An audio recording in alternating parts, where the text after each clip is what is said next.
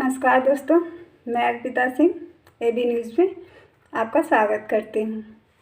दोस्तों, हमने अपने पिछले वीडियो में कहा था कि हमारे देश के दिवंगत राष्ट्रपति जी प्रणब मुखर्जी जी का की जो ऑटोबायोग्राफी है वो पिछले हफ्ते मंगलवार यानी 5 जनवरी 2021 को प्रकाशित हो गई है।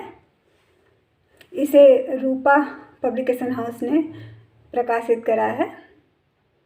इनके उस ऑटोबायोग्राफी जो इनका संस्मरण है उसका टाइटल है द प्रेसिडेंशियल ईयर्स 2012 टू 2017।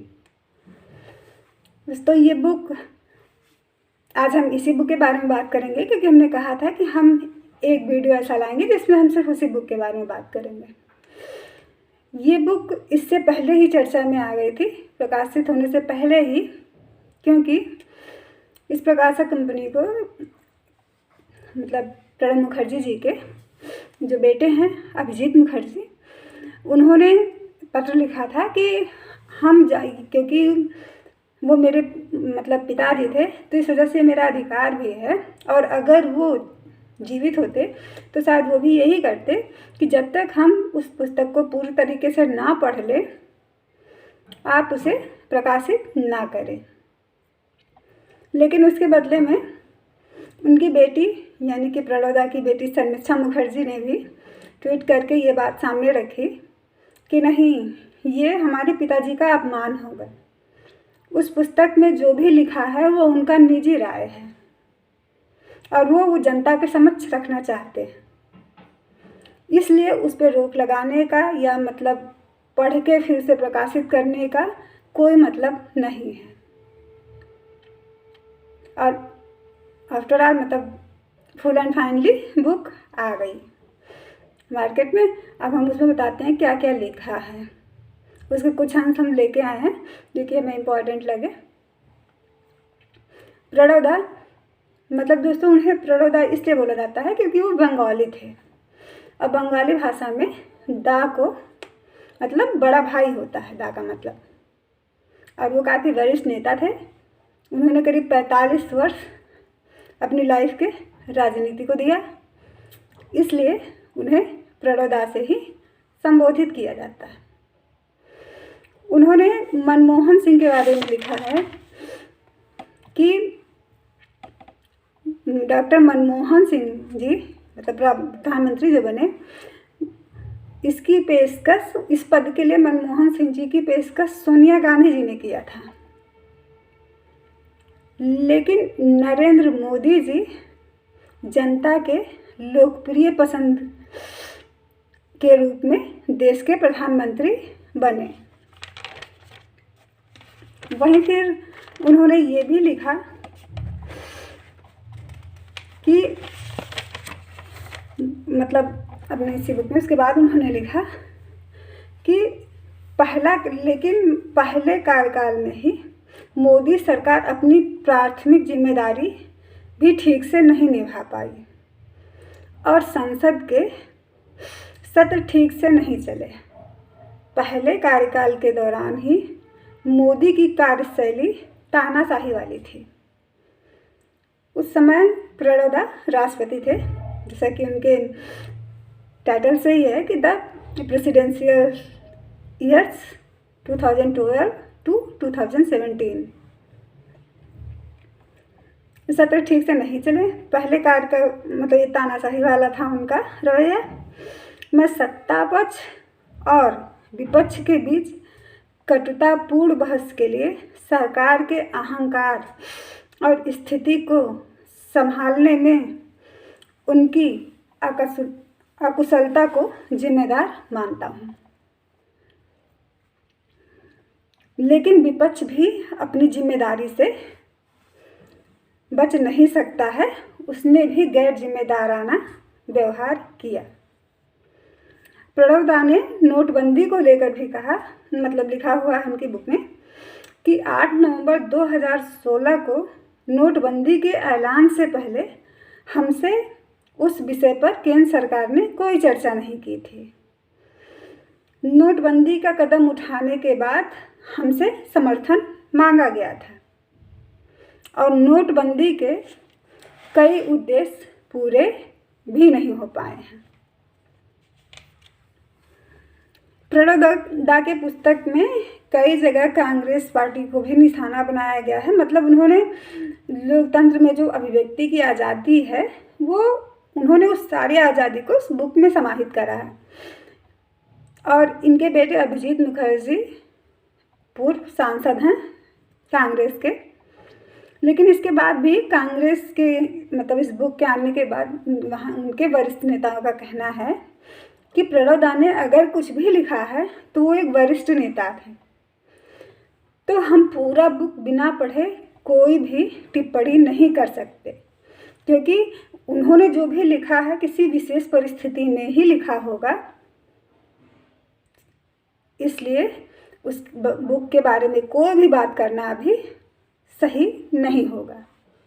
ये मानना सलमान खुर्शीद जी का भी है, जो कि वो भी कांग्रेस के वरिष्ठ नेता हैं। खैर, इस बुक की बात करते हैं। उन्होंने लिखा कि मोदी को विपक्ष की आवाज़ भी सुननी चाहिए और विपक्ष को समझाने तथा देश के तमाम मुद्दों के जानकारी देने के लिए संसद में अक्सर बोलना चाहिए। नेहरू से लेकर इंदिरा गांधी तक, अटल जी से लेकर मनमोहन सिंह जी तक, जितने भी पीएम आए हमारे देश में, उन सब ने इसका पालन किया है और मोदी जी को भी इस परंपरा का पालन करना चाहिए। साल 2014 में कांग्रेस पार्टी ने अपनी करिश्माई नेतृत्व की पहचान नहीं की और यही उसकी करारी हार का कारण बना। कांग्रेस की लचरता की वजह से यूपीए सरकार एक मध्यम स्तर के नेताओं की पार्टी बनके रह गई। पार्टी के अंदर पंडित नेहरू जैसे कद्दावर नेताओं की कमी है, जिनकी पूरी कोशिश यही रही है कि भारत एक मजबूत राष्ट्र के रूप में स्थापित हो। प्रणब दा ने लिखा है कि उनसे कई नेताओं ने कहा था कि अगर 2004 में वह प्रधानमंत्री बने होते, क्योंकि वो कांग्रेस में ही थे, तो 2014 में कांग्रेस की यूपीए गवर्नमेंट जो थी उनकी इतनी करारी हार नहीं होती। फिलहाल इस पे उन्होंने अपना विचार भी रखा है कि मैं उनके इस विचार से सहमत नहीं हूँ। ये बाकी नेताओं ने जो कहा ये उनका अपना विचार है। फिर प्रणब दा लिखते हैं कि मनमोहन सिंह प्रभावी नहीं रहे क्योंकि उनका सारा फोकस सरकार को बचाने में जा रहा था। सोनिया गांधी सही फैसले नहीं ले पा रही थी, जिसके कारण कांग्रेस हाशिए पर चली गई।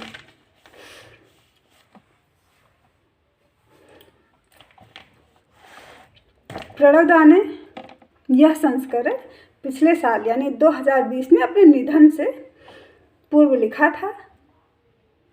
बता चुके हैं कि उसका प्रकाशन रूपा प्रकाशन ने करा है। पूर्व राष्ट्रपति यानी प्रणब मुखर्जी जी की इच्छा थी कि हमारे देश के प्रधानमंत्री नरेंद्र मोदी जी अपने विचारों से असहमत रखने वाले आवाज़ों को भी सुना करें, संसद में ज़्यादा बार बोला करें। पूर्व राष्ट्रपति की इच्छा थी कि प्रधानमंत्री मोदी संसद का उपयोग अपने विचारों को फैलाकर विपक्ष को सहमत करने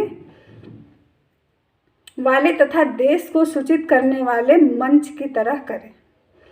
प्रणब दा के मुताबिक संसद में प्रधानमंत्री की उपस्थिति मात्र से ही संस्थान की कार्यप्रणाली में अभूतपूर्व परिवर्तन आ जाता है। प्रणब दा ने कहा कि प्रधानमंत्री अब अपने दूसरे कार्यकाल में हैं, उन्हें पूर्व प्रधानमंत्रियों से प्रेरणा लेनी चाहिए और संसद में अपनी ज़्यादा उपस्थिति के जरिए अपने नेतृत्व क्षमता को दिखानी चाहिए, ताकि उनके पहले कार्यकाल में बार बार होने वाले संसदीय संकट जैसी स्थितियों से बचा जा सके। उन्होंने लिखा है, मेरा काम सदन को चलाना था, चाहे इसका मतलब विपक्षी गठबंधन के सदस्यों से मिलना और आश्वस्त करना रहा, मैं हर समय सदन में उपस्थित रहता था ताकि विवादित मुद्दे जब भी उठें उन्हें हल किया जा सके। दोस्तों, जहाँ तक लगता है इस बात को हमारे तत्कालीन महामहिम राष्ट्रपति जी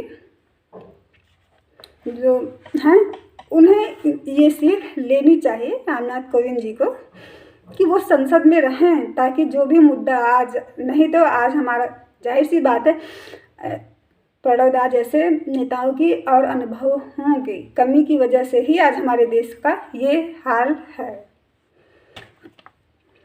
मिलना और आश्वस्त करना रहा, मैं हर समय सदन में उपस्थित रहता था ताकि विवादित मुद्दे जब भी उठें उनका हल निकाला जा सके।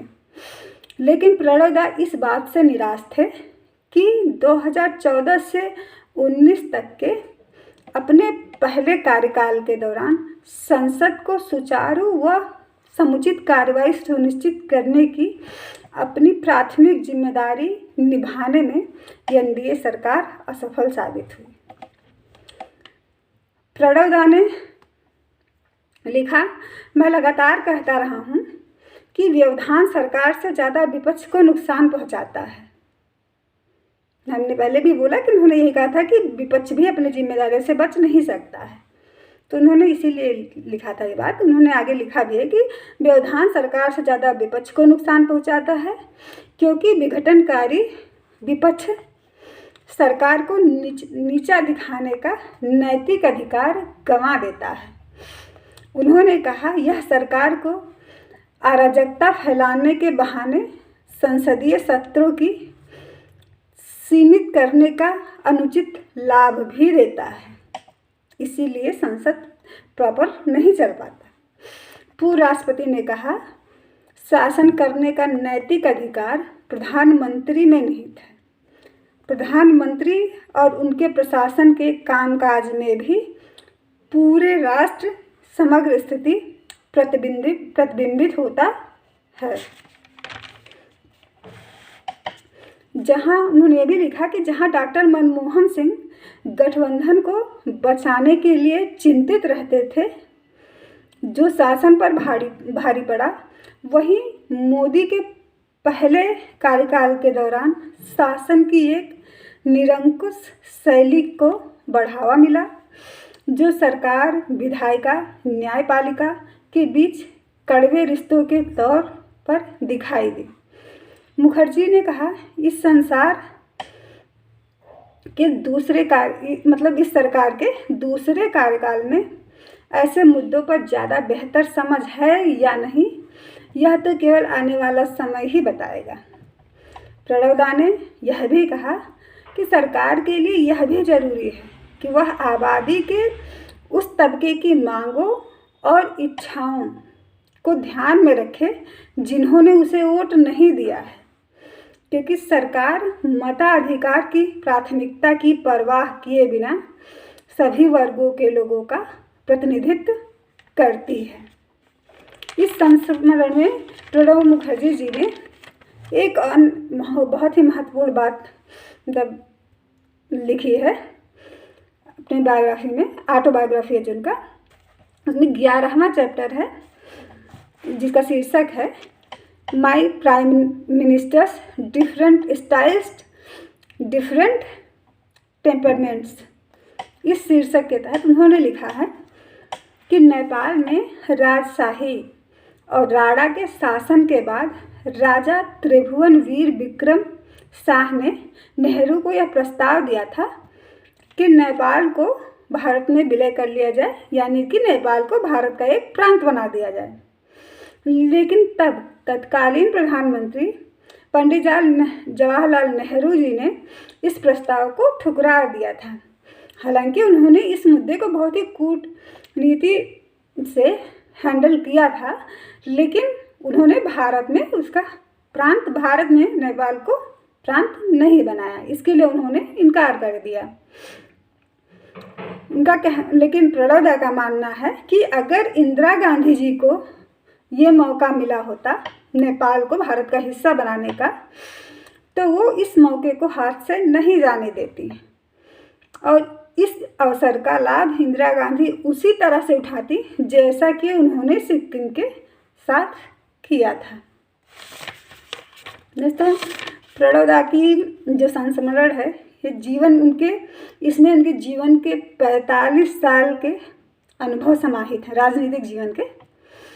बहुत दिनों के बाद एक स्तरीय प्रेरित करने वाली और बेहद आत्मीय किताब आई है, जो लोकतंत्र की असल मतलब और सही अर्थों में आज़ादी के मतलब का उदाहरण है, प्रस्तुत करती है। क्योंकि लोकतंत्र का मुख्य बिंदु है अभिव्यक्ति की आज़ादी, जो कि उनकी बायोग्राफी में साफ साफ लिखा है।